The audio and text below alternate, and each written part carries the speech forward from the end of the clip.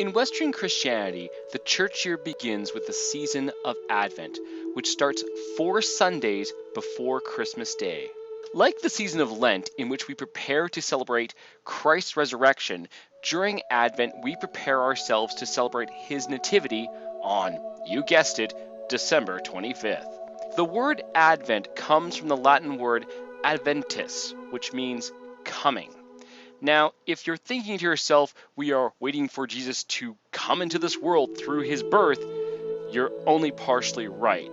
The coming in this case also refers to Christ's second coming. This second coming is something we confess our belief in when we recite either the Nicene or Apostles' Creed.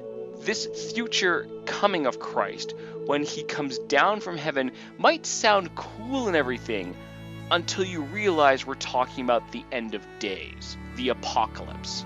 And if you examine the modern and traditional readings for the Sundays in Advent, you'll notice that we are put on guard about being ready for Christ's return, that we have to be vigilant and virtuous because we do not know the hour.